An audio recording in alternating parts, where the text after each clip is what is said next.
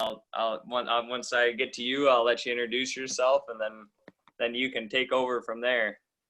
All right, sounds good. All right, you ready to get started, Madison? Yep. If anybody, Okay. everyone could please mute, or I will do it for you. Yep.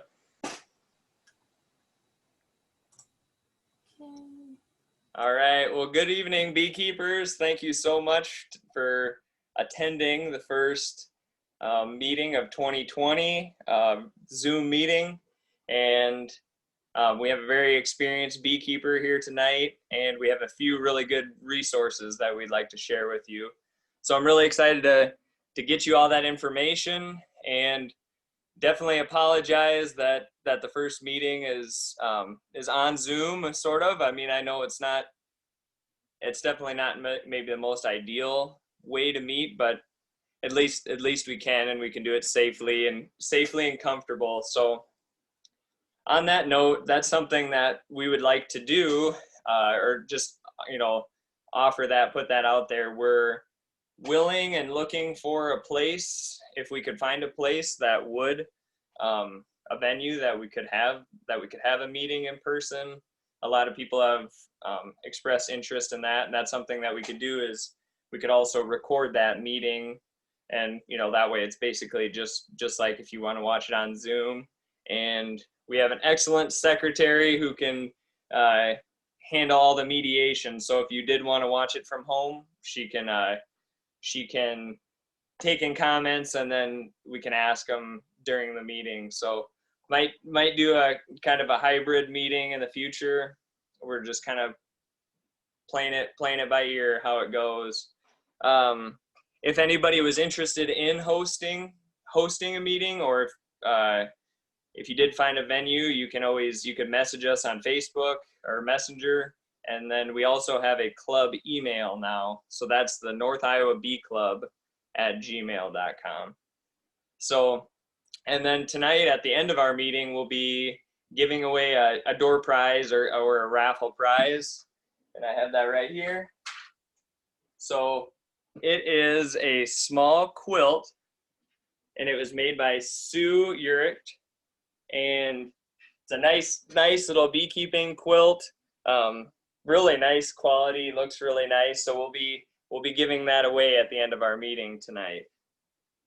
All right. And so just a few items with the club that I wanted to kind of go over. We had our club auction this summer, and it was hosted over Facebook. And it wasn't a big auction. Our club made about $200 off the auction, but that was hosted over Facebook, and it was different, but it was a lot of fun. It was really fun to watch. We were kind of watching in the background and seeing how, like, who is auctioning on what. And again, sometimes it's better to do in-person auctions, but we just had to improvise. So we'll just play it by ear how that goes this coming summer. Another note, for anybody who's maybe a beginning beekeeper who wants to get some more information, Pat Ennis has out at NIAC, they have a beginning beekeepers class. And so that's through NIAC's continuing education. And I believe the fee for that is $53. And that's, I think, every Saturday in March, I believe. Somebody could probably correct me if I was wrong, but I think that's right. And then another one is, so something we were looking at was like an open position in our club. I read this article in Bee Culture, and it was saying how every club should have a coroner, so somebody who diagnoses death, but this would be for honeybees, of course.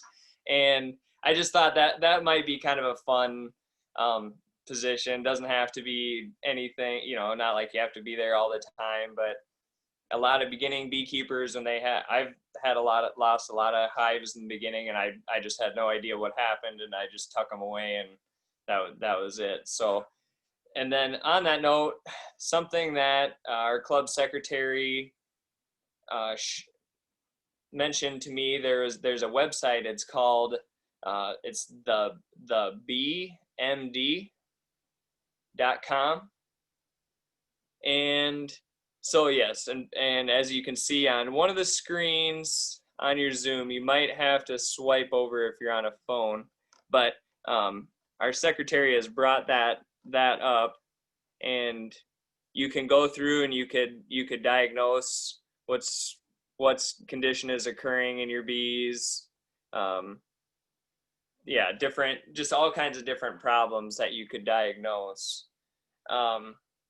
So something I kind of skipped over. That's a good resource. We'll attach that on our email for this for the follow-up for this meeting. And so something that I kind of forgot to do in the beginning, and I apologize. I wanted to do an introduction.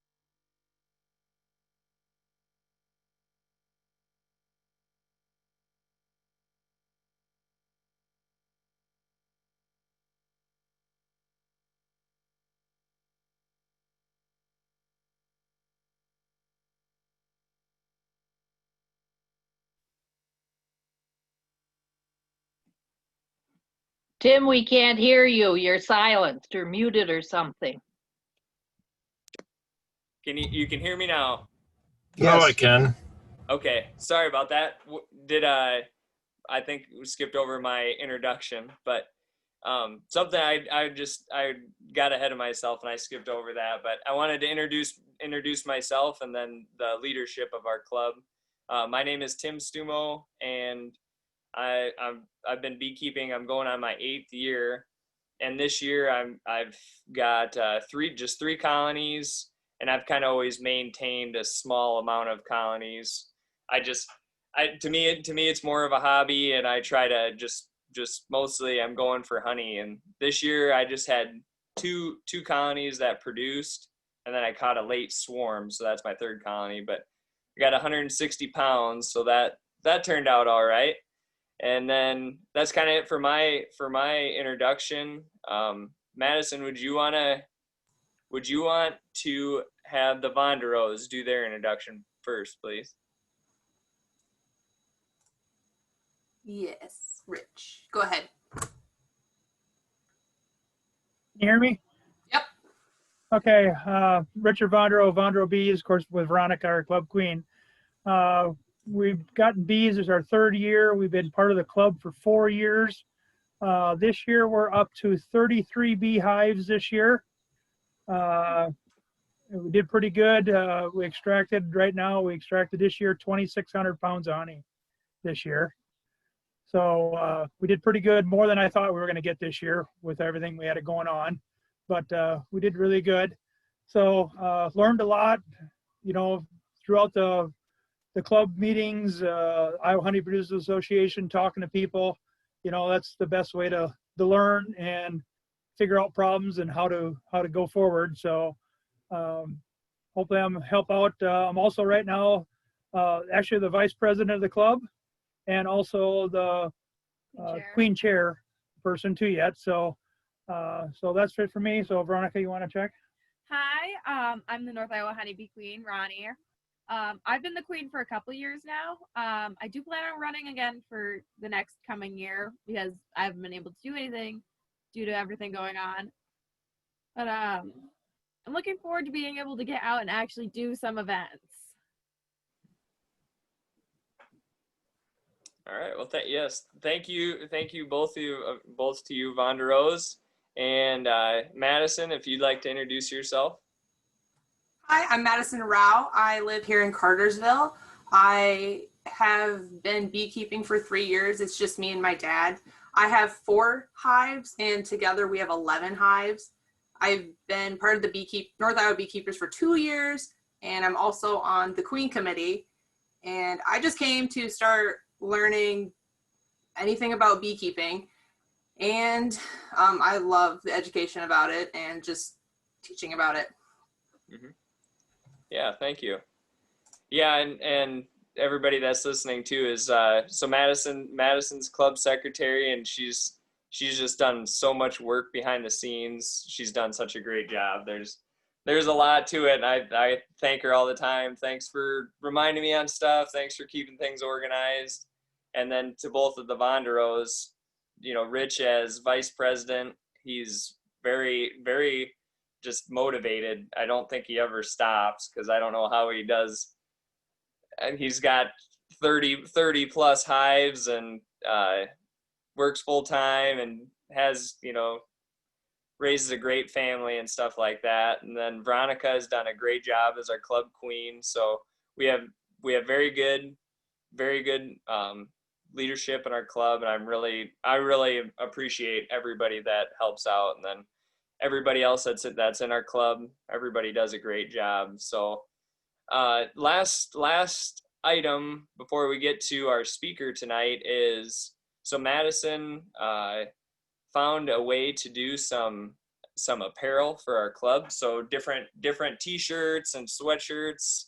And then she was going to talk about a Facebook club. So Madison, could you talk about the apparel? Yes. So I made an apparel website. It's just easier. So when someone wants something, they can go to this website and order it, and it gets shipped straight to you. I have a couple items. I'm not wearing it right now. I got a sweatshirt, a hat, and a shirt for our daughter. I love it. So far, so good. And if there's something on here that you don't see, I can add it to it. And some of the colors are limited because our logo is black. So that is the merchandise. I will also add it in the email later. And our North Iowa Beekeepers Club, we have a Facebook page. And this is what it looks like. So I'll post any like events coming up on here and what we're doing. And then we also have a North Iowa Beekeepers Club group. It's different from the page because the group where everybody can post, and if you have anything to share, this is where Rich shares a lot of his videos from like what he does. So I highly recommend it if you guys want to join us. And then if you have any questions, you want to share anything to us, we'd love to see it. All right. Yeah. Thank you, Madison. All right. So yes. And then, Hey, so, Sam, and yeah. that beginning beekeeper class at Pat, that's usually in February. Okay. All four Saturdays in February for like 8 to 12 usually is when the times Okay. are. Excellent. Yes. Thank you for that correction. And then something to note too, before we get to Adam too, is that our goal for our end time for our meeting today is 8:30. Just so you know, and then we'll do our door prize then. So we will move to our speaker, Adam Ebert, and I'll let you do your introduction. Thank you so much, Adam, for coming to our meetings. We really appreciate it. Yep, you're welcome. I'm Adam. I've been up once or twice before. I forget exactly how much it's happened. Maybe only once, actually. But anyway, it's Adam Ebert from Ebert Honey. My dad originally started our business back when I was itty bitty. And the interesting thing about my experience is that we did work from the hobbyist point of having a couple of hives to now where we have 15 or 1600 at our peak during the summer, and got involved with the California almond pollination that some of you may be involved with at some point too, but we spent about 10 or 15 years trying to avoid it. So it's been kind of interesting to go from the hobbyist point to engaging almonds in any way after avoiding it for a long time. And so I thought today I would just go through most of our years, put a little bit of emphasis on mites, or most emphasis on mites really, because it seems like it's getting to be more and more of a problem actually. It's like, gosh, I don't know what we're doing. It's sticking with something that gets harder instead of easier, but that's how it is.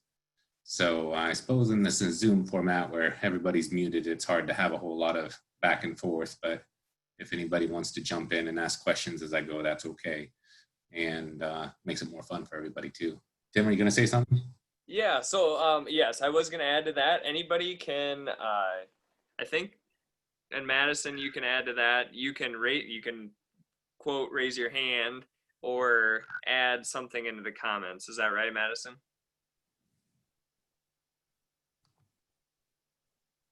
You are muted, Madison. Yes, that is correct. Okay. There's also a chat. If you are using the phone, I'm not sure where it is, but on desktop, it is on the bottom. It says chat. And if you want to type your question in there, I believe Adam would be able to see it. Yep, that might be a good option. I do have the chat dialogue up on the right-hand side, so if I pay attention, I'll see everything that comes up. Perfect. Okay. Yeah, so yeah, anybody can jump in anytime, but we'll try not to necessarily interrupt you. All right, sounds good. And any of you who have seen me present before, I usually do have a PowerPoint with pictures and whatnot that I usually present. In this case, I don't. I haven't been on the docket all that long and was out working bees until about an hour ago. So, so I'm just going to talk about our bee life. And anyone has questions, that's fine. But just to give you a little bit of background on our year, like I said I do, is that we just came back from our second year out in almonds, and what we do is that we ship them out from our places. We've got 2 locations. One's around me in Mount Vernon, where we have most of the bees east of Cedar Rapids, and then we also have several hundred hives in central Iowa, kind of around the Linville-Grinnell area where we built up the business originally. And so we send our trucks out from there. And then we are one of the outfits that actually goes and takes care of our own bees in California. There's every way you can do it. That you can either send them out to be taken care of by a broker's crew who both unloads, manages, and places your bees. And in our case, we send them out, and I do have a beekeeper who has about 4,000 of his own hives out there, and he unloads them for us, and then he places them, but I get to go out and look through them and take care of them. And I just like being hands-on that way. You know, as I get older, maybe I'll beg other people to do it. But right now, I feel like nobody loves my bees more than I do. So we go out and do that in January and February. And if it looks like they might starve, I might go back in March, but I haven't done that yet.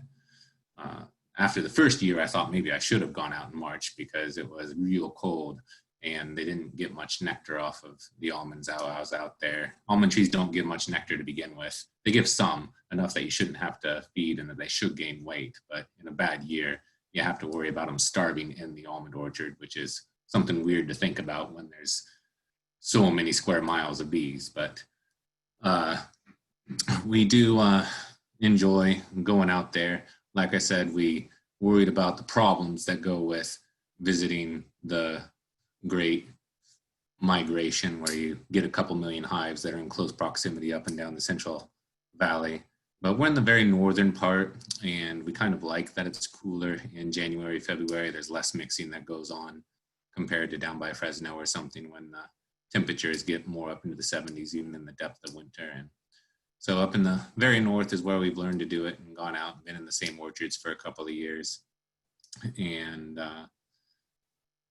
generally thought it's gone well. It's a lot of risk as far as the trucking part of it and worrying about spending a lot of money to send bees out there that might die. But it's turned out okay the first 2 years, and now we're getting ready for our 3rd year. But for us, and for those of you who are maybe sending your bees out there too, the main shift we were adjusting to was mite related, that we understood that if we're going for a February, March bloom, whereas they would be totally dormant here in Iowa, we understood that in a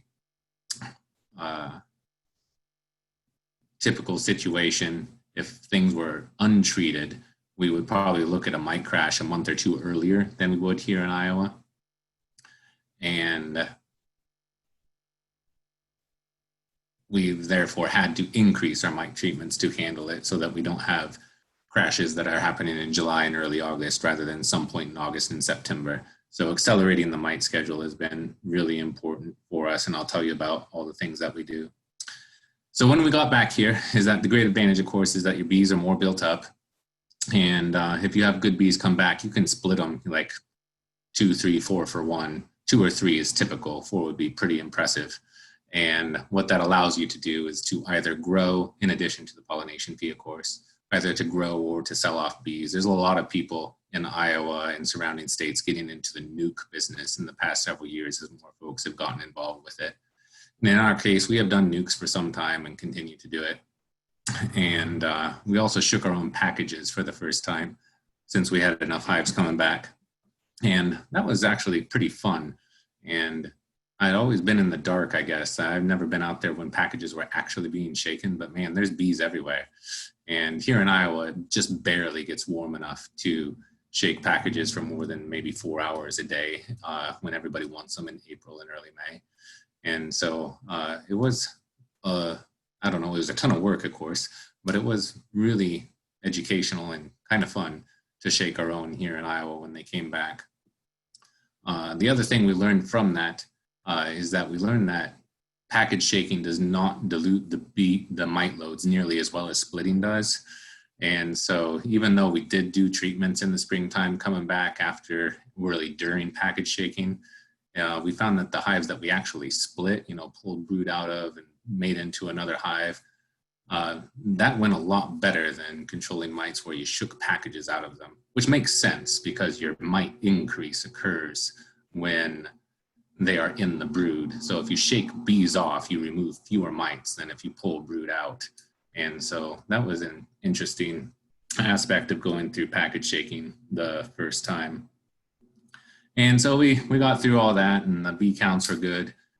And it looked like we were going to have a real good honey flow in June. We had good heat, good bloom, tons of clover everywhere. We were excited about that.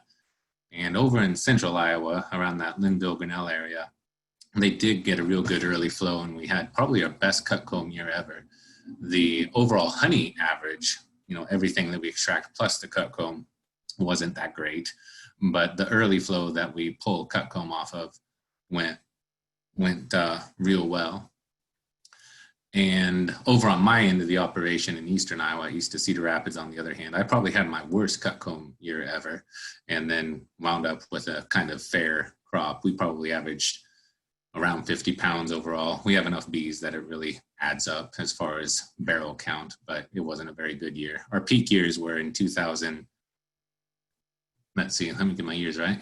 In 2011, I think it was, we averaged 155, and in 2012, we averaged 120. So we had 2 real good years back to back.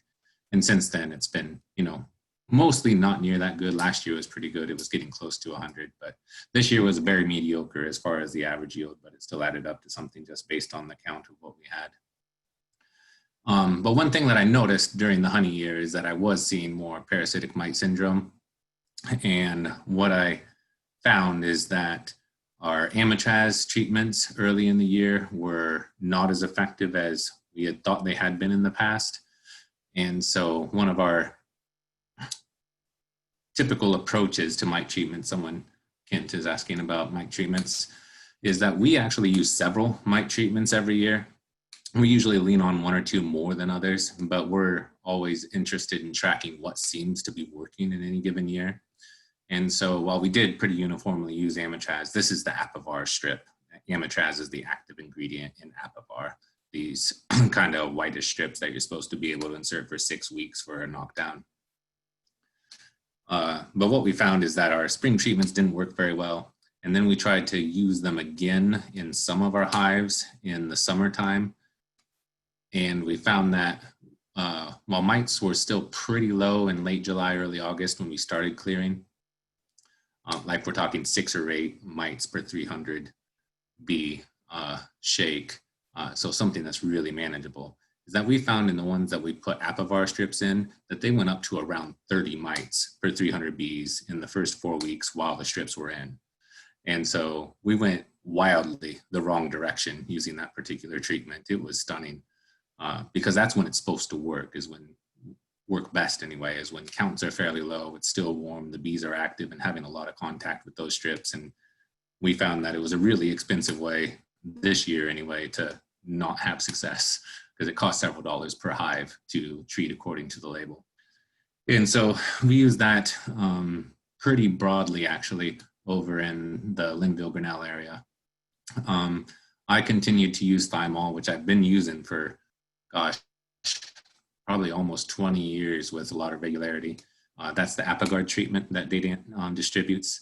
And we have had concern about it not working as well the last few years because, for example, I take for granted that I need to do 3 treatments roughly 10 days apart instead of the historic and also the labeled method of maybe 14 days apart, 2 treatments. And I understand that I have to in my system. And my system is different from most folks in Iowa in that, you know, I just have more mites by having more bees. And as some of those hives start to collapse, those bees and mites tend to migrate into the other hives. So I have more of a kind of avalanche that can occur than if you have 3 or 4 hives per location. So my problems are probably worse than most of your problems. But in my system, I figured out that I need to give about 3 Apogard treatments around 10 days apart in order for it to be highly effective. And so I used a lot of that thymol Apogard treatment. We also tried HopGuard. It's on its 3rd version now. We found that to be even worse than Apivar as far as using it for a late summer treatment, that there was very little control. The main difference in the HopGuard preparations over the years is that it's supposed to have an extended kill now. It's supposed to go on for days or weeks. And we just watched those mite counts continue to increase. We used quite a few formic pads, the Mite Away Quick Strip approach, and those were real effective. And one of the great advantages of those is that they do kill mites under the cap. Most of our treatments only kill exposed mites. And the question is whether or not your exposed mites are killed in the moment, like with some sort of flash kill, like an oxalic treatment, whether it's vaporizing or dribble, those just kill the mites in the moment.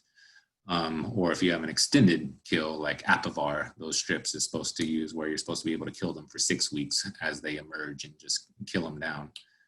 But the formic pads tended to work real well. They were probably our most effective treatment this year.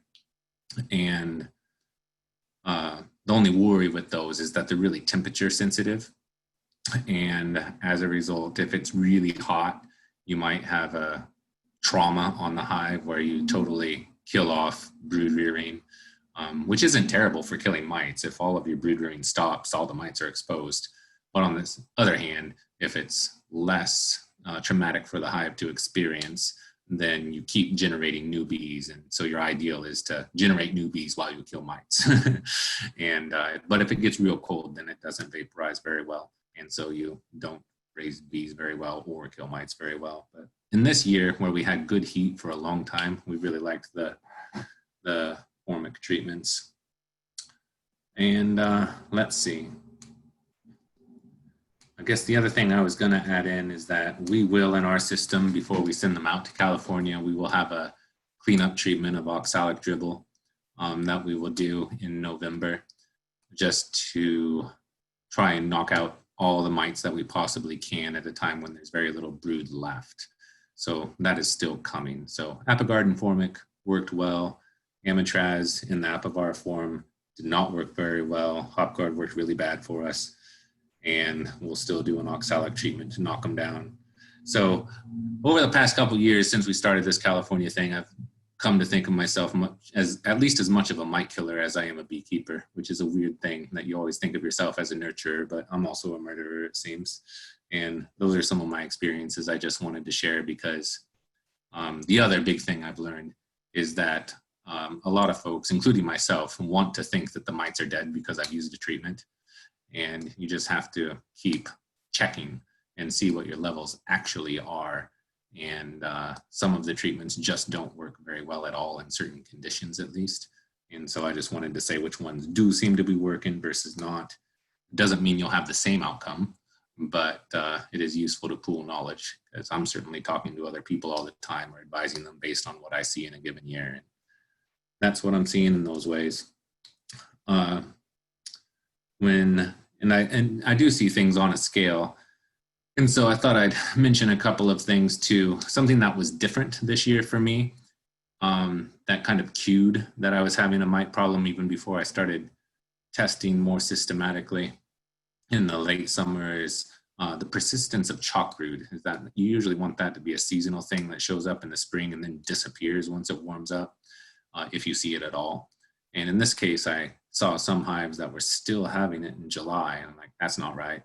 And I suspect that's a vulnerability that had to do just with being weaker, and so that fungal infection was more of a problem. We don't really have foul brood problems anymore. When I was in my teens, we had a outbreak when we learned what it looked like. We were like a lot of folks who know it's real bad but don't know what it looks like. And so when I was in teens, we found out what it looked like, and luckily since then we haven't had to deal with it because we've detected it and eliminated it when it comes up in the odd hive now and then. And so really chalk brood was an interesting one, and we just don't have much experience with foul brood anymore. This year I don't think I had even one foul brood instance on my end. European foul brood once in a while, yes. My great fear is American foul brood. That's the hard one, where I tend to just burn it instead of trying to get rid of it, just because the antibiotics tend to hide it rather than eliminate it. But, and then of course the general aspect of mite loads causing spotty brood patterns and melted down larvae and things like that. So I saw all these kinds of things and figured it out, and that is a big reason why we have moved toward, in our system, treating, starting in real late July or early August. 15, 20 years ago, we counted on leaving our honey boxes on until sometime in real late August or early September, and we assumed that we would probably get, at least in our yards that were in rougher areas and had goldenrod forage, that there was a real good chance we would get anywhere from 1 to 3 boxes of honey. And nowadays, we've just adjusted to the idea that if we wait to clear our hives off, that also means we wait to kill our mites, and we'll probably just lose our bees.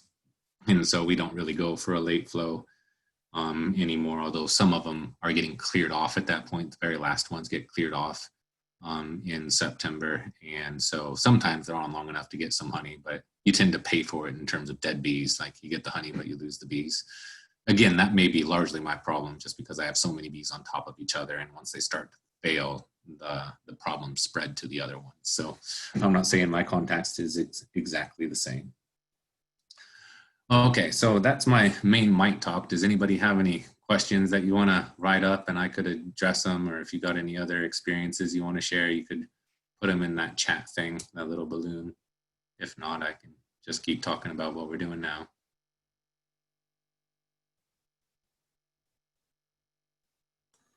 If anybody wants to unmute and ask a question, go right ahead. Give it a try. Take good time for that.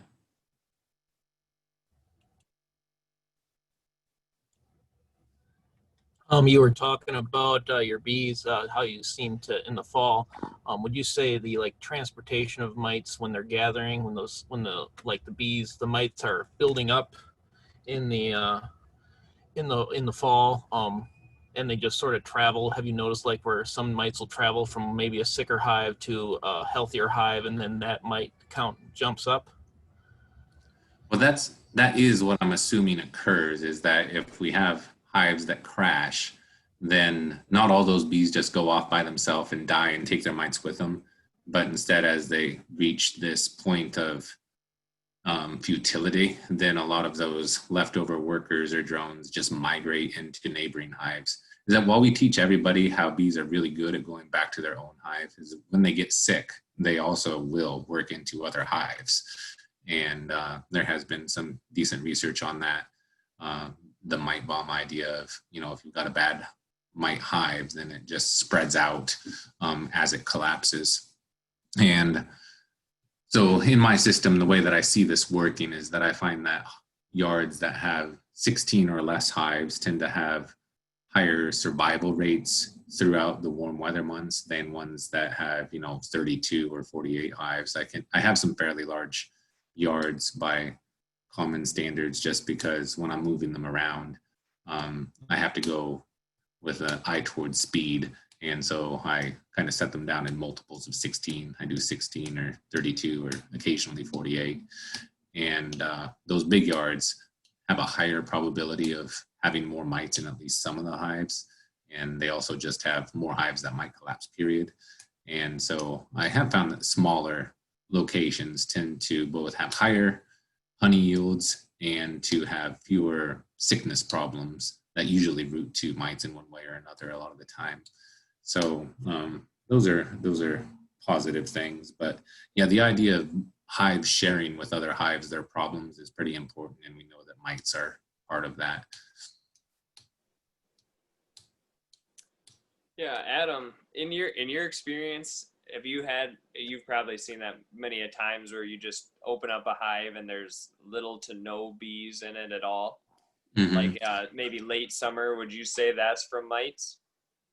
Yeah, in general, yes. If you do come around in the late summer, early fall, and you find what's often talked about now, the prototypical abandoned hive or disappeared bees, it is generally my thought that those bees were sick. They kind of have a suicide switch, is that if they get real sick and have virus loads, which are transmitted by these mites, then they tend to just dwindle down, first of all, because it's mortality. And then once they get real weak, they either just scatter around or just outright abscond in some cases. And the time that I really look for it, for me, is around the time I give my second mite treatment. And so if I'm starting sometime in the first half of August with the first treatment, by the time I get through, it takes a couple of weeks normally. And then by the time I do my second treatment is somewhere around September 1st, usually a little before September 1st. And by the time I get to the second one, then what you find is that some of the hives, for us anyway, are just totally empty. And what has occurred is that while we treated them, the bees were just too far gone to be saved, essentially. And so that's where they collapse, either because they're old, sick, or they have taken off. And that's one of the signs as you look at the brood. If you go when you're treating, if you treat at a time and you already see a real shotgun pattern where there's hardly any capped brood, and maybe you see some larvae that are there but not maturing all the way, or that are off color, that might not be a separate disease. That might just be sick bees that can't take care of their babies. And if you see that when you first treat, then those bees are probably too sick to raise much good brood. And that's why you start to see it then. So that's kind of the first wave, is around the time that I do the second treatment where I have some attrition. And then the next wave is right about now, although it can come sooner, is when it gets cold at night. That's when you can see another round of collapses pretty quickly, because what mites actually live off of are especially the fat bodies in the bees. And it's not the kind of hemolymph or blood sucking concept that we thought they performed for the first several years. Instead, they're taking away these fat bodies that are pretty important for heat regulation. And if your bees are too sick or too deprived of those fat bodies to stay warm, that means they also can't incubate brood. And at that point, you'll greatly accelerate your death losses, because while they might do well when the nights are still, in the upper 60s or 70s and don't have to generate that much heat within their own bodies, once it starts to fall down into the 50s and 40s overnight, they just can't maintain viable brood because they can't generate enough heat to have healthy brood, even if they can feed it. They just can't heat it well enough for it to mature properly.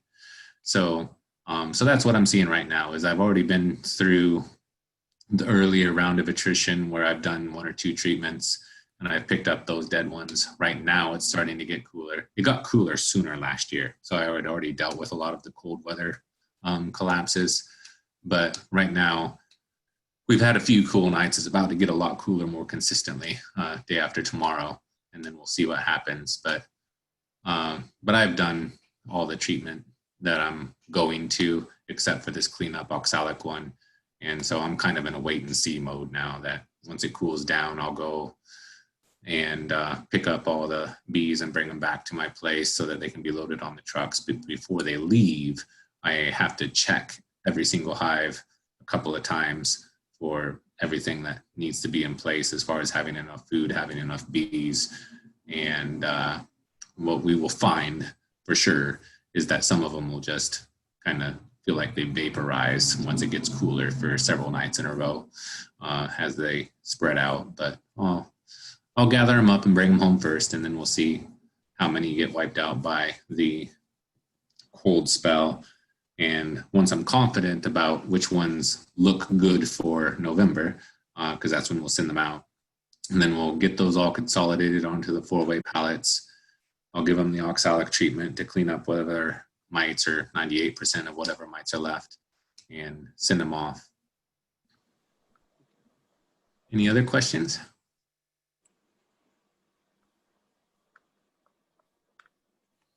Let's see, what do you look for when you're doing splits?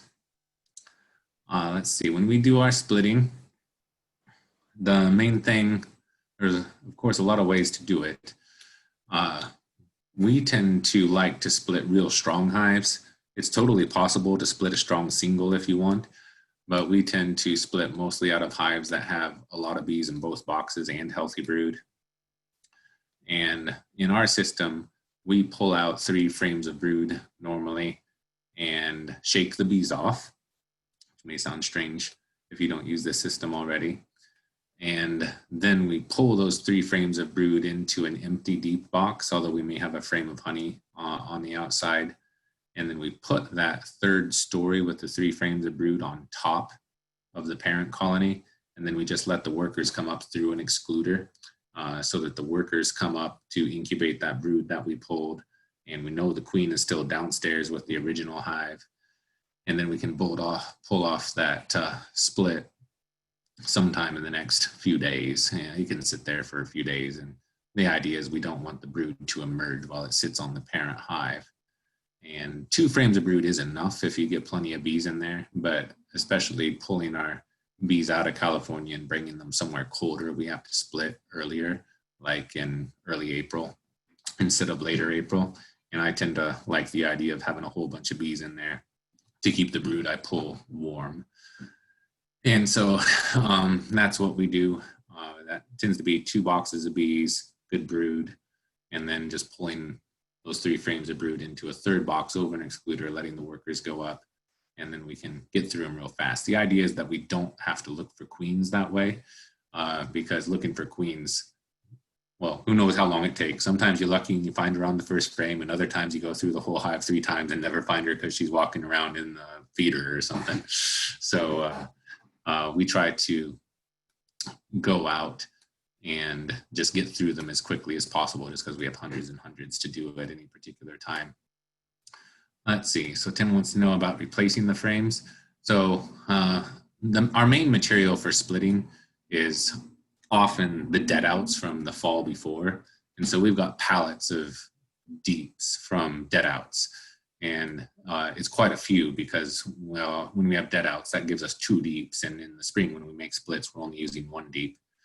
And so what we'll do is we'll go take those dead out deeps or foundation deeps if we're starting with new equipment.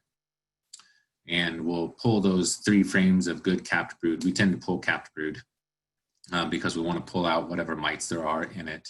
And we also want that split to get newbies real soon. And capped brood is easier to take care of. You just have to keep it warm instead of feed it. And so we pull out those 3 frames of capped brood and kind of lean it against that double that we're splitting out of. And once we have those 3 frames set aside, we just shake the bees down into the gap that's left by those 3 hives or those 3 frames that we pulled out, because you look down and you've got a hole now. And you just shake the bees down in there so that the bees go straight in or the queen goes straight in. And then we replace those 3 frames of brood that we just shook off with empties from our dead out or our new equipment. And then we put an excluder on over the double. And then we put our deep box that we're populating on top of the excluder and put the 3 frames of brood in there. And then the worker bees just come up over the excluder, and then you can just come and at your leisure, take off that split and give it a queen. I always say that anywhere from 1 hour to 24 hours is enough for a split to find out it's queenless. The main thing I don't recommend, especially if you're keeping the bees in the same yard, is to pull the split off and immediately give it a queen. It's good for the split to know that it's queenless, and it takes some time for the pheromones from their previous queen to wear off. So just pull it off, and whether you're driving with it or if you're waiting for a while, wait at least an hour. 24 hours is probably better. And your queen acceptance rate is much higher than if you just pull it off and throw a queen in immediately. So with that system, we can do dozens and dozens of splits every day. It just depends how many people are working, but I've done almost 100 splits by myself in a day using that system. And there are people who are faster than me.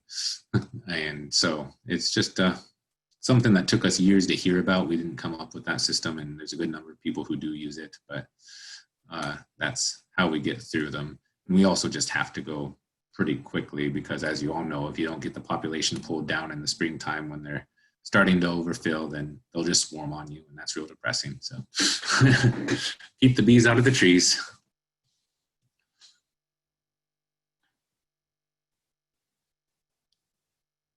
All right, anything else?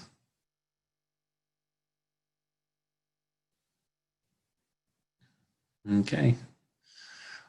Well, let me see what else we got going on here. So in my case, what I'm working through now, that the mite treatments are pretty well over, we will continue to just see which ones are strong enough. If they're not at least, say, 6 or so frames of bees, we'll combine them with something else. And so we go through a lot of combination, which is part of our attrition, is that we're not going to send anything across the country that's only a couple of frames. We'll just assume that will die. If we send out something stronger that still has, 3 or 4 frames in January, we will leave that in California and hope that it lives, because it doesn't take that many bees alive in January to build up into, over a box of bees or even 2 boxes of bees by the time they get back to Iowa in April. And so that's one of the pretty cool aspects of bees out there, is that if I have 2 or 3 frames of bees in January in Iowa, I assume they will be dead by March, sometime in March. But in California, that may be 2 boxes of bees in a few months that we can actually split off of, which is one of the remarkable changes by going that route in our system. Although, like I said, mites become even more of a problem. And in order to try and get those bees strong enough to have young bees, we are, through tomorrow anyway, we're going through and putting in high protein pollen patties, which I don't recommend you do if you're overwintering in Iowa right now. But for us, we're trying to generate one more round of young bees when the weather is kind of cool. And so we're investing in putting that protein into the bees at a time when they can't get natural pollen as it cools down. There's still a little natural pollen coming in even today. Once it gets cooler, you might notice the pollen gets real shiny looking on the workers. And I don't know why it gets real shiny. I've never asked anybody about that, but whenever I see that starting to happen during the cool times, I just go, this is the last hope you have. It's the real shiny pollen as it gets real chilly. And but there's not enough of that natural pollen to inspire a bunch of brood rearing, and we would kind of like to have somewhere between 1 and 3 frames of brood still to be catalyzed right now. So we help them with that. And the idea is that you have young, healthy bees that will be in good shape to get through the winter. But here in Iowa, it's kind of risky to invest a lot of groceries for a long winter, because you're going to burn a lot of calories over a long period of time by trying to keep another round of brood warm past when the bees want to do it. It's not wrong to try and do it, but you just have to be a little bit careful and put supplementary syrup on if you need to. And this is all a totally different approach for us because, we spent the previous 30 odd years overwintering in Iowa, and we always tried to get them up to weight. We figured 110 to 120 pounds is what we wanted the overall hive unit to weigh when we were going into winter here. And in the early days, we did weigh each side of the hive so that we could understand how much it actually weighed. And over time, we did get to the point where we could just heft it from the back and get pretty close to understanding how much it weighed and if it was too light or too heavy. It was inexact, and the more tired you are, the more wrong you are. Everything feels heavy after a few hours, but no, that's what we did. And we did move to division board feeders as feeding became more important. 20 or 30 years ago, we did very little supplemental feeding for the most part. We gave some syrup, we gave no pollen. It was just a totally different system, and they tended to live, as long as we did our mite treatments, they tended to live at high rates, like 85, 90%, what today we would consider high rates, what once were normal rates. And it's just been one reason, the main reason that we eventually went to California is that we became less confident about getting them through the winter and at high rates and not losing 40 or 50%. Not that that happened every year, it's just the odds seemed higher. And there was such pressure to get around with the treatments, and it didn't work every year for one reason or another. So that was really the main catalyst, was really just desperation as the mite challenge became more persistent. And so now we try to treat them early, get young bees generated and get them out. But again, since most of you aren't working on a scale where you've got 20, 30, 40 hives in a location, you probably have more winter viable hives than we would, just because of the numbers that we keep them in. And for the last 2 years, to answer the question, I haven't kept bees in Iowa. We've just combined everything so that it would have a chance, what we felt to be a chance, to get through the winter in California. And also just because the system that we've developed is built toward that goal to get healthy bees that are strong enough to go. And if they're not strong enough, we can real easily solve that by putting 2-3 framers together or something like that. And but it's really bizarre. I never thought I'd be walking around on a truck and like a semi of bees and netting it down and strapping down 4x4s over the top. It's really weird. But at the same time, it is an adventure. And I didn't think that I would like that goal or that experience just because it felt like factory farm beekeeping in my head.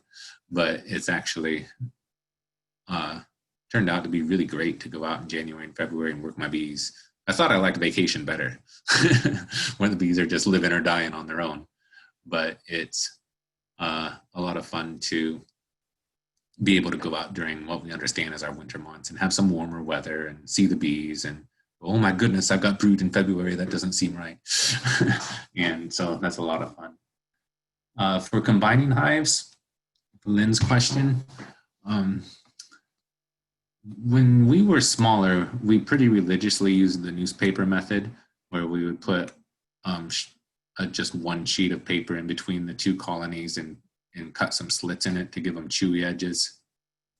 And the great thing about that method is that they intermingle slowly, so there will be less warring. At this point, and when I say warring, that they won't attack each other as likely, and it just won't be as messy a process. And that's really nice in the summer when they're really active, because then the bees just right on top of each other. And but now, especially as a lot of our combination occurs in the cooler months, in October and November, we do just stack them on top of each other, and they don't like fight one another in a way that results in a bunch of dead bodies, which was surprising to me. And so we just throw them together. Because usually if we have weak ones, all the bees are in one box of a double. And so we just take one box off of this double, one box off that double, and that's our combination. And I don't know that that works as well in the summertime when the bees are more active, but we just let the queens sort it out. Some people are more careful and want to kill one of the queens before they're combined, but we just trust that either the bees or the queens will eliminate one of the queens. And that's how that goes for us when we combine the weak ones. But like I said a couple of times, if it was in the late spring or summer, I think for most of you, it's a better idea to use the newspaper method to keep things calmer, especially if there's significant populations in both boxes that you're combining. Like if you have a box of queenless bees plus a box of queen right bees and they don't know each other, then maybe that would be a especially good time to avoid conflict, because it does always make me sad when I see bee bodies dragged out. So that's what we have done in the past. And another way is that if we do have two small, real small populations where it doesn't seem efficient to put two boxes together that have barely any bees each, then we will actually physically pull out the frames. If we've got 2 frames of bees in that box and 2 frames in the other box, and we will sometimes physically just pull out a couple of frames and put the bees next to each other roughly, or maybe 1 frame in between to let them get to know each other a little bit better before they're in immediate proximity. So I think those are all the ways that we do combinations. And what is funny though about doing combinations this time of year is I have seen it where I do my 2-box combination where I've got a queen with bees in the top box and a queen with bees in the bottom box. And sometimes they never get back together over the winter. They just each stay in their own little population once in a while.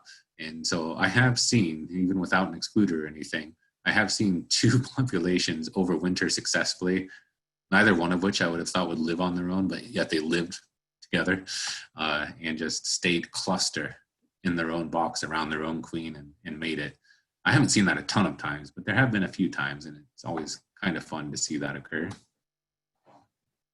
And I always get real nervous as far as hearing how overwintering is going, especially in March, that a lot of folks do get a warm spell in February to go around and check out their hives. And for us, we will lift the lids in when it's in the 20s and not worry about it. We won't pull out frames. We won't break the boxes apart. But if it's in the 20s, we'll lift the lids and see if there's bees crawling around and how many there are and if they need feed and all that kind of thing. But it seems like in our experience, there was a lot of death of whatever bees died. There was a lot of death in February. And then March is kind of crucial. If the bees can get out and fly to at least void their waste and have some warm weather that way, and maybe collect early pollen. March is kind of sketchy that way, whether you get pollen or not. It's really great if they can.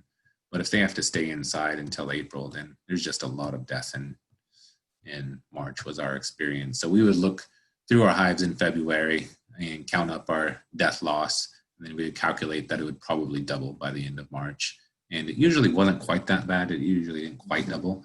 But as far as planning purposes, so that we wouldn't get caught unawares, we would usually use that calculation of February death rate times 2 was likely our April 1 day death rate. And then once you're in April, then in typical years, you'll be okay with whatever's alive will mostly stay alive as long as they have a queen. Okay. If you had hives in Iowa, when would you pull your honey supers? Actually, I don't know that question for sure. We do have hives in Iowa, so what are you asking? So I don't know if you're familiar with, so Jamie Beyer and Lynn Wilbur, I would imagine you know those two, but they have their little, their timeline. So I don't know how easy that, or maybe it's backwards too to you guys, but anyways, like they have, like in Iowa, if you're going to overwinter, a lot of people wonder when you should pull your honey supers.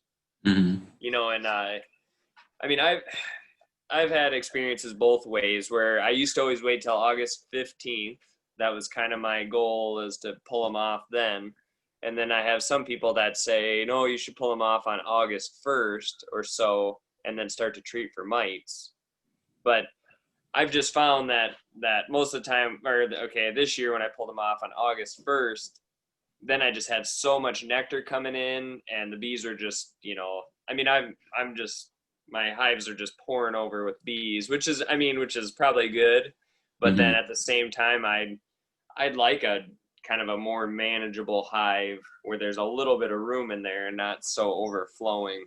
Yeah, that is definitely the great gamble, I guess, as far as pulling the supers, is that we do understand these days that killing mites is crucial to having a reasonable probability of your hive overwintering, because, and I guess for anyone that may be newer to beekeeping, is that I have the impression that a lot of folks are told you won't have that many mites in your first year because it's your first year. But we assume that our first year hives will die if we do not treat for mites, like with probably an 85% probability. And so, so it's really important to us to treat. And that's why we do start around August 1st. But I think August 15th is a good target date for most people, though, because you don't need 2 weeks to go through all of your hives to pull the honey off. And it is good if you keep an eye on, at least check once in a while to see if you're seeing any deformed wing symptoms appear or shotgun brood starting to develop, because if those things happen, you probably want to pull sooner rather than later. There's some yards I feel like I shouldn't have even gone for a honey crop. I should have just, you know, killed mites, split them again, and killed more mites. But so for most people, I think August 15th, especially if you're not sending your bees to California, like some smaller beekeepers are, or a lot of them are now, then August 15th is good. If you are sending them out there, if you're not treating in the spring, then August 1st is a much better idea. But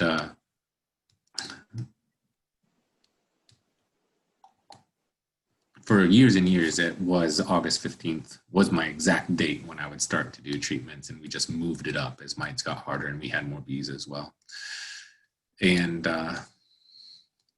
it is really important once you start that mite treatment to understand, depending on which one you're using, how many times you're supposed to apply it before it's supposed to work, and then to test again to see if it did work, and then to do whatever you can.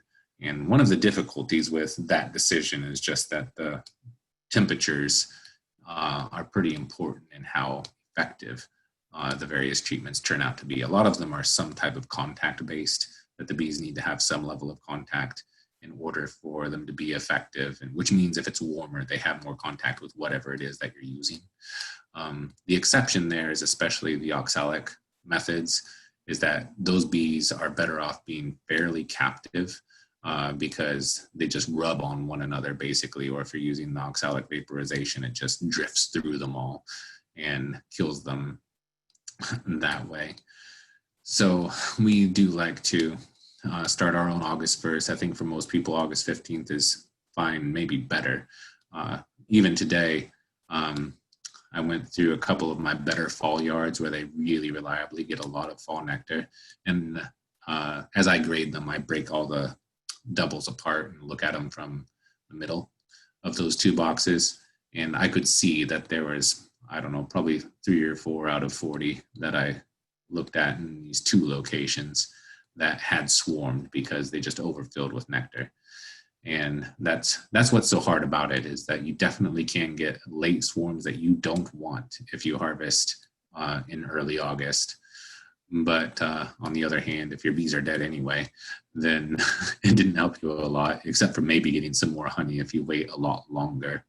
So, but I see everything happen. There's a lot of folks who harvest on Labor Day weekend because it's at the end of the flow, and they are confident they've got what they're going to get, and they do some sort of treatment, I think, normally. I don't know for sure. And they don't all die normally. So so everything can work, but we're just so focused on trying to not have mites get out of hand. And so we have started in August and just accepted that we don't get a late flow, that we can harvest on most yards, and that we just don't have the system that we used to in those ways. All right, let's see. Do you see that when you pulled the honey supers off that the bees got very aggressive and it was hard to check for mites? Oh, they can get very mean, that's for sure. So I guess I'll tell you first of all how we harvest. The nice thing about harvesting early, like sometime in August versus sometime in September, the bees tend to be in a lot better humor because there's still flowers and warmer temperatures. Once you get into real late August or sometime in September, the bees get real mean and rob. And the longer they're open, the meaner they tend to get. And so when I'm finishing up my harvest season, one of the best things about this harvest season is I never had one of the locations that was just in attack mode. So that was nice. But in most years, I do have a few of those. And then it does get unpleasant to test for them. But When we test for mites, what we use is we use those shakers that have the yellow cap and they're kind of translucent and they've got the kind of sieve inside to hold the bees while the varroa gets shaken out outside the shaker. And we just use the blue washer fluid to shake them loose, which isn't quite perfect. Randy Oliver in the American Bee Journal has tested the various fluids that you can use in order to get the mites loose from the bees to do a test, and finds that washer fluid is not terrible, but not near as good as using a proper alcohol. And so, but still, it gives a real good indication. And so we do that, is that we do the shake. For years and years, we did ether rolls, where we sprayed some ether into a pint jar of 300 bees and rolled them around. And that also gives a good indication. It's not quite as accurate as the washes. And folks who are used to doing the powdered sugar shakes have good luck with them. They also are not perfect as far as your detection, but they're not bad either. The one that's least reliable, although it still gives you an indication, is the natural mite falls, putting in the like the vegetable spray coated mite boards where you calculate your drop. I mean, of course, if you see 15 mites, that's a lot better than seeing 200 mites. But at the same time, as far as calculating actual concentration, it's a lot easier to do a wash or something than to think your sticky board has been truly accurate, though it can be highly indicative. Like I say, if you've got hundreds rather than 10, that means you don't have near as many in the smaller one. So it's not worthless, but as far as a reliable calculation, it's just not very reliable. We used to do a lot of those, but have learned that the ether rolls and the washes are a lot more reliable for us. But as far as pulling off the honey supers and do the bees get mean when you test, most folks will have a choice. Is that in our case, we do tend to test them on the day that we harvest. And we tend to test our best looking bees, the ones that have the most bees. They had a lot of honey probably. And the idea is that our best bees will probably have the most mites, which is sad because you might think the opposite, that your best bees probably have the fewest mites, and that's why they're healthier. But the reality is they have more bees because they reproduced more, which means they probably also produce more mites. And so those are the ones that we test. Like we'll choose the 2 strongest hives typically in a yard and test those 2. And if we're not real sure, like we get different readings, one's high, one's low, we'll do a 3rd one and see where it comes out to get our feeling for how that yard is doing. And so we do it when we pull normally. But in your cases, I mean, if it's feasible, like if you don't have a farm an hour away where you have your bees, you can let them calm down and come back on another day sometime soon and test them then when they might be calmer if you're using a smoker or something, versus when you're pulling off the boxes. And there are different ways of pulling boxes that may excite them more or less. I said I would tell you how we do it, is that we do use one of the chemical agents on a fume board. We used Bigo for a long time, and it was highly effective, but it smells so terrible. I finally did cave for the sake of people who work around me who come on tours, and I started using that. I forget which name it has. It's the date ant one that has a bunch of essential oils. Honey Robber, maybe? It's really expensive. It's like $180 a gallon or something silly like that. And is it Honey Bandit? That could be. It's Honey Robber, Honey Bandit. I can't remember which one. I think so. All these things have the same name, except with a slight variation. I look it up every time and say, yeah, it's Honey Bandit. I'm pretty sure that's what it says online. Anyways, that's Man Lake, I guess. But okay, yeah, it might have a little bit different name. Okay, maybe it does. I'm not sure. Like I say, I don't remember. I look it up every darn time. And but anyway, it's not as effective as far as making the bees just run out like mad on a hot day. But it smells so much better and is reasonably effective. But the reason I don't care that's not quite as effective is that I do use one of those backpack leaf blowers to blow out the rest of the bees. If the chemical agent doesn't get them out, then we just blow them out. At the end of the year, the harvest year for us is that it may be getting cooler, and those chemical agents tend not to work near as well once it cools down compared to if it's 80 or especially if it's 90 degrees. Then we just blow them out. So if you're trying to rely only on a chemical agent, the nice thing about those is that they're real effective when it's real warm and you don't have to use any other equipment or wait for bee escapes or something. And but it can kind of go to an extreme where the bees go running out the front with BO on a hot day, and that could complicate your mite test as well. But overall, if you feel like your bees are getting quite aggressive during the harvest process, I'd say just go back another day if it's reasonable for you, rather than test them in that moment. But I, on the other hand, am pretty likely to stand there and just get stung through the suit several times while I try to find out what's going on, just because I don't know when I'll be back, because I just drive around all the time. So Adam, one thing I'd like to ask too. I want to ask you a question, but then I encourage somebody else to, like, I want you to like unmute and then ask a question, just to kind of maybe spur some conversation that way as well. But the question that I'd like to ask you is let's say someone was just concerned about mites or hasn't done anything yet for mites, which is, I mean, definitely it's kind of too late at this point. Do you think, is it worth it to do any, maybe like oxalic acid or anything?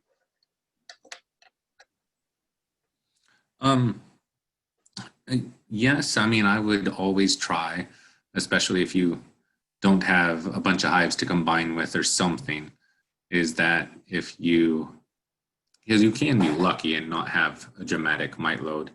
As long as you have a strong population of bees now and you kill the mites off, they have a better chance if you do the dribble or whatever, the fumigation, and then if you leave them there. There is still enough time for the motivated hives, I'll call them, to raise a fair patch of brood. It won't be like wall-to-wall brood like you look for in the spring, but you can get some more new bees in a strong population. And if you kill the mites, then that next generation should be pretty good. And it's variable right now that, at least in our system, you know, in 50 or 100 miles can make a big difference in how hives are behaving in the moment. But in our system, we're finding that like the ones that have been feeding pollen might have one good frame of brood and a little bit more beyond that, but they're trying to ramp way down with brood rearing. So the odds are that you have good mite exposure right now. And so those oxalic treatments are likely to be pretty successful, whereas formic pads that I was talking about or Apigard, they won't be very effective when we're going to move into highs into the 50s and lows in the 30s, 40s. And so yeah, I would try to kill them still and hope for some brood. But, you know, if you're down to a frame and a half of bees and haven't treated for mites, the probability is extremely high they're not going to see December in the first place. So, but I don't know. I always try to keep them alive and see what happens. Yeah. So does anybody else have a question?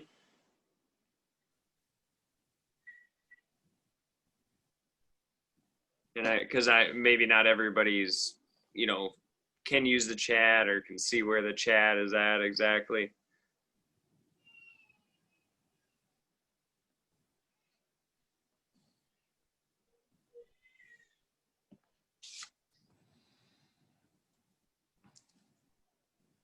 All right. Well, like I'd like, there's a few other questions that I have. When you did winter bees in Iowa, did you use like mouse guards, upper ventilation, or like an upper entrance or ventilation boxes? How did you do it? Yep, we are big believers in putting in an entrance reducer or mouse guard. Ours were true entrance reducers where we would have like an 1.5 inch entrance on the bottom. And once the highs are in the 50s, then the mice could start to move in pretty quickly if you've got a 3/4 inch rim on a conventional bottom board. And so we like to block those off to keep the rodents out. We did really like top ventilation, and I still like top ventilation even wintering other places. And so I've got a 1.25 inch or so notch in my migratory lids that a lot of people don't have. And the idea is that you vent a lot of moisture out the top, which can make life easier for them. And while we certainly did overwinter successfully some hives that didn't have notches in the inner covers, just because we had hundreds and hundreds of them, so we could see everything that happened and not all of our equipment perfectly matched. We liked to block that bottom entrance because they tend to get away from it anyway as it gets colder, and then work upwards anyway during the spring. And then to have a top entrance, particularly to vent moisture, but also gives them an easy top entrance so they didn't have to walk through as much cold space inside the hive before they got out into the warmer air on those days where they could fly. So we like to block the bottom and leave some sort of notch in the inner cover and the top.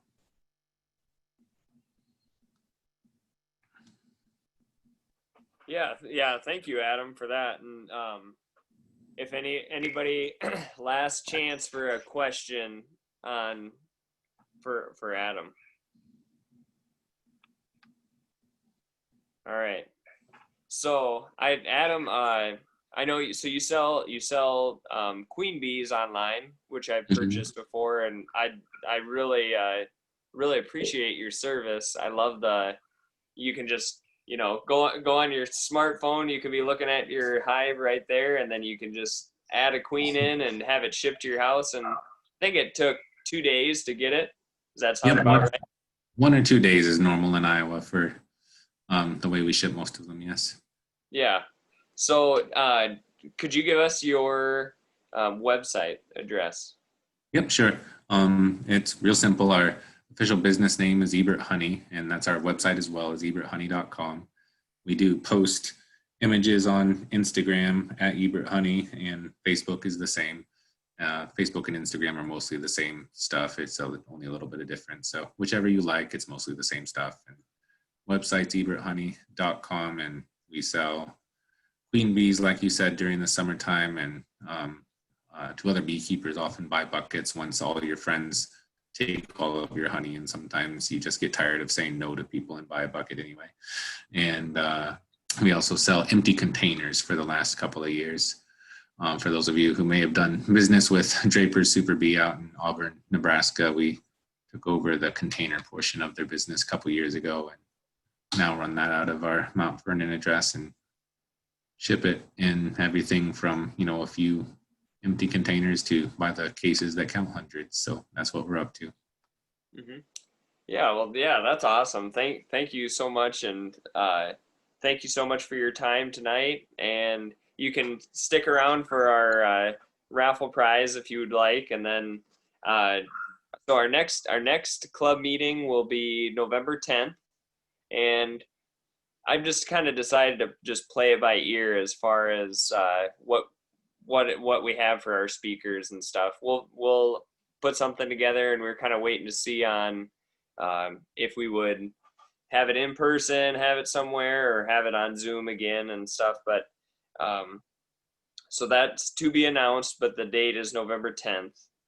Something that we have coming up is our Club Queen election. And as Veronica had mentioned, or she goes by Ronnie, as that she would be running again. So she's done a great job, but if you know anyone who's interested in running, it can also be a young boy too that can run, and kind of it's an ambassador is what you'd call that. You could either have a queen or an ambassador, and always looking for youth that want to get involved. And Veronica or Ronnie would love to help anybody, or just tag along with somebody if they want to look at bees or whatever they want to do. So that'll be coming up in January. And then something else that our club secretary mentioned that's a really cool, if you're looking for more information on bees, there's a podcast that's called Two Bees, or Two Bees in a Podcast. Are you bringing it up now, Madison? Yes, I brought it up in the shared screen. I found this podcast this summer and I love it. If you are looking for more information on just raising honeybees, or really interested in the scientific stuff on it, the University of Florida is who puts this on, and a bunch of, I think, professors. So, yep, it's called Two Bees in a Podcast. You can find it anywhere there are podcasts like SoundCloud, Spotify, Apple Podcasts, but I love it just for more knowledge. Yeah, thanks, Madison. That's really neat. I've listened to one of them, and he sounds like it's a great podcast for sure. Great information. And then, like I mentioned, Pat has his beginning beekeepers class, and we went over that one website, the BMD, and that's a really good resource. And Madison will link that on our email. So, Madison, are you ready to get to our raffle prize? Yes, I am. Let me share the screen here. Okay. All right, can you see it? My little spinner? Yep. Perfect. All right, here we go. I'm so excited. Who is it? It is Peter Juleseth. So if Yep. you can contact us through email or Facebook, we will get you hooked up with it. Yep. And it's funny because Okay, Peter wins at a lot of stuff, don't you, Peter? I'm afraid Yeah. so. That's kind of sad, isn't it? No, it's good because I know you were kind of on the fence about getting into bees, and then he starts winning everything, so he doesn't have a choice anymore. No, that's just it. No choice. No choice. But yeah, so everybody, thank you so much for your time. I don't want to waste anybody's time. Like I say, thank you, Adam, for coming on, and we'll be playing it by ear, and hopefully we can come up with something else or whatever works. So thank you again, everybody. Please have a good night, and we'll talk to you on November 10th. Bye. Thank you. Yep.